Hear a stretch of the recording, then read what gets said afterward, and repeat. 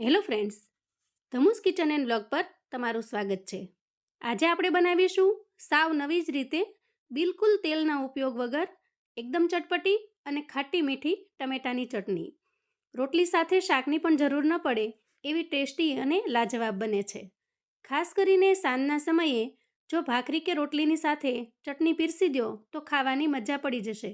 વળી ક્યારેક શાક ન ભાવે તો પણ આ ચટણીને તમે શાકની જગ્યાએ એન્જોય કરી શકો છો। ઘણા લાંબા સમય સુધી સારી રહેતી આ ચટણી એક વખત બનાવી લાંબા સમય સુધી તમે એન્જોય કરી શકો છો। તો ચાલો ઝડપથી બનાવવાનું શરૂ કરીએ। તો અહીંયા ટમેટાની ખાટી મીઠી અને ચટપટી ચટણી બનાવવા માટે આપણે 3 નંગ જેટલા ટમેટા લઈશું। અંદાજે 250 ગ્રામ જેટલા ટમેટા છે। ટમેટાને આપણે ખૂબ સારી રીતે ધોઈ અને ચોખ્ખા કરી લઈએ। હવે ટમેટાને ધોઈ લીધા પછી આપણે ખમણી લઈશું, એટલે કે એના દાંતા મીડિયમ સાઇઝના હોય એવી આપણે અહીંયા ખમણી લઈશું અને ખમણીને એક પ્લેટની અંદર સેટ કરીશું। ધોઈને તૈયાર કરેલા ટમેટાને આપણે ખમણી લેવાના છે। તો ચટણી બનાવવા માટે ખાસ કરીને આ રીતે થોડો પલ્પ વધારે હોય એવા ટમેટા પસંદ કરવાના છે। તો અહીંયા 3 નંગ ટમેટાને આપણે આ રીતે ખમણી અને તૈયાર કરી લઈએ। આ રીતે ખમણી લેવાથી ટમેટાની ઉપરની જે છાલ હોય છે એ નીકળી જાય છે। અહીંયા તમે જોઈ શકો છો। તો જુઓ, આ રીતે થોડા ચંક્સ વાળું ટમેટાનું ખમણ બનીને તૈયાર થાય છે।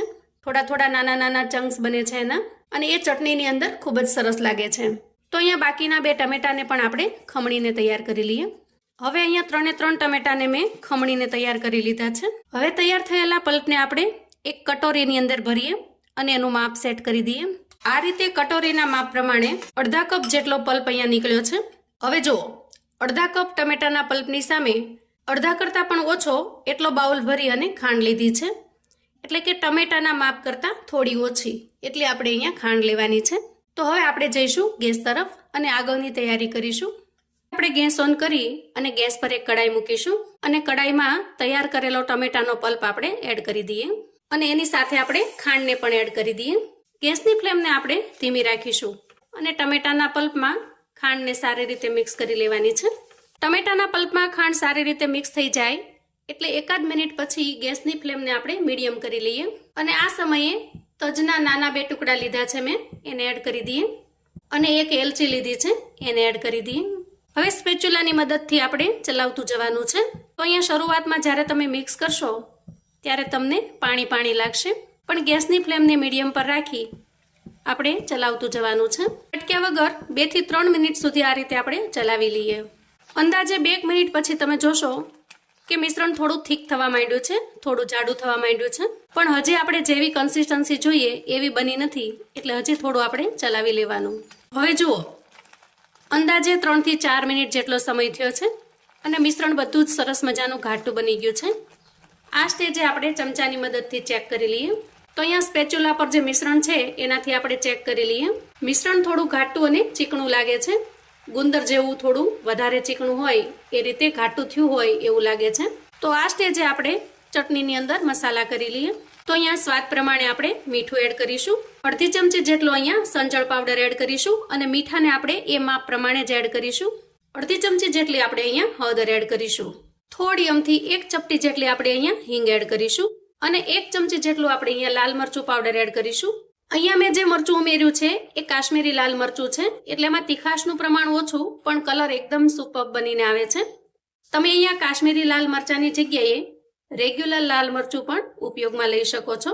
અને છેલ્લે આચાર મસાલો 1 ચમચી જેટલો આપણે એડ કરીશું અને બધી જ વસ્તુને આપણે મિક્સ કરી લઈએ। તો અહીંયા આચાર મસાલો છે એ આપણે ખાટા અથાણાની અંદર જે મસાલો વાપરીએ છીએ એ મસાલો મેં લીધો છે।